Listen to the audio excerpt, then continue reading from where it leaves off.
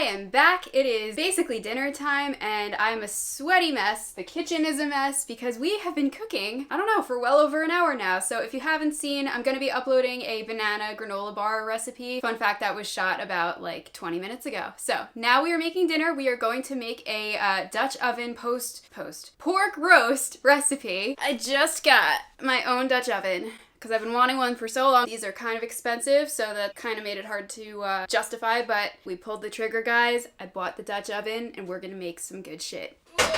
Boy, is that heavy. Oh, okay, so if you hear like a weird sound right now, don't worry. It's just my electric kettle. We are boiling some water to make some broth for our roast. So that is just about ready, so let's just cut to the broth. And I am going with my better than bouillon, can you see that? My better than bouillon beef broth. I should explain also the recipe, which by the way will be linked in the description as always, but it calls for 1.5 cups of water, and I just figured why not swap that out with broth to add a little bit more flavor. So guys, I'm learning how to cook here. We might have to change the name of the channel, but let me not jinx myself. So as you can probably hear, my oven is already on because we already just made some granola bars, and I'm not trying to plug the videos, all right? But it's just, that's why the oven's on. So we gotta get moving. The first thing we wanna do is brown our pork on all sides. I'm also going to do a little trick my mom used to do. I don't know if she did this with pork a lot. I think she did. I know she did it more with like a roast beef, but she would kind of like poke some holes in the meat and then stick some cloves of garlic in. So, or maybe she used to cut it, I don't know. We're not gonna go too crazy, but we are gonna stick some garlic into the meat so that it gets some more flavor. And it'll probably fall out while it's cooking anyway, but just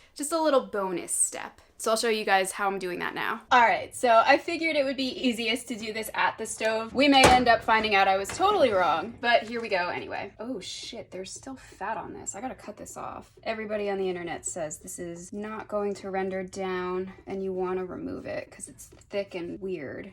All right, so as you can see, I've got my pork here. I cut off most of the fat. I think we'll be okay. Made it a little bit ugly, unfortunately, because I'm not great at cutting and I probably am using the wrong knife. I'm sure Billy will tell me all about that later. But for now, I want to make some slots. That might have been too deep. And I want to stick the garlic in like I was saying before, because that's going to give the meat a lot of flavor. All right, so now we want to heat up some oil in the cast iron and brown every side before we add everything else and throw this in the oven. But I am going to turn on my flame, probably medium high-ish. And the recipe says to use a little bit of olive oil, so that's what we're gonna do. Now, got our pork here, and we are going to start browning it. And it's not sizzling, so I guess the flame's not high enough. All right, we're sizzling now, so it's time to flip. And obviously, this is not an entire pork loin, but the recipe is for an entire pork loin. So I was just stirring up the spices, and then I realized we will not be needing that many because we're not cooking a whole pork loin. So I'm going to have to scale back a little bit there. We got some popping going on with the juices hitting the oil, so that's always fun. And we lost a clove of garlic, but I figured that would happen. So okay, we have browned every side. So let's move on to the next step. I'm gonna turn this flame off. Okay, so now we wanna sprinkle every side of the loin with our seasoning mix. This is just equal parts chili powder, onion powder, and they say garlic powder, but we have granulated garlic. Apparently they're different. I don't know what the difference is, but we're just gonna do a generous coating on every side. Ooh, that smells nice. Alrighty, let's move on to the next step. So if you were going to follow the recipe precisely, this is where you would add in your water. We are adding in broth because we can. So in it goes. And I am also going to add a little bit, maybe like a tablespoon worth of butter. I have some Irish butter that's been in the fridge and I want to use it up. So I figured it would be nice to flavor this. So we'll just throw that on top. I know it looks like a lot, but it's going to melt.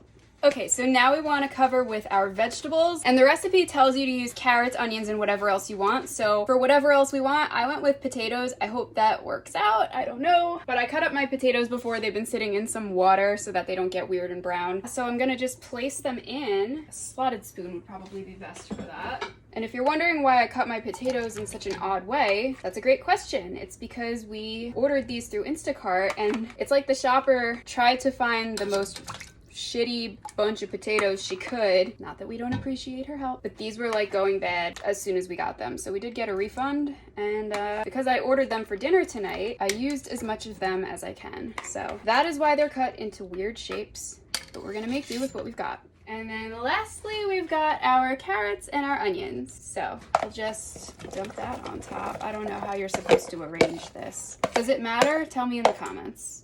Just gonna do all of that. All right, I'm so excited. Now we get to put the lid on and we're gonna cook this for an hour and a half. And then we'll take the temperature when the timer's up because we wanna make sure, obviously, that it's fully cooked. You can't take chances with pork. All right, guys, so I just pulled the pork out of the oven. So I'm going to very carefully take this lid off. Ooh, look at that. And we are going to take the temperature of our pork. Saying 188. Wow, it's saying over 200 degrees. All right, well, I think we did it, guys. I guess I probably could have given this less time because it was smaller than the recipe called for. So I think we're ready to cut this up and serve. All right, so guys, I did this, if you can call it plating. I put food on the plate. Billy's gonna take the first inaugural bite. Well, you don't look impressed at all. It's about how I expected pork loin to come out. Let me take a bite. Now see, that garlic adds a nice touch. It did get higher in temperature than it needed to be. All right, well, thank you for watching. I'm gonna give this recipe a C because it's good but not fun. Please like and subscribe.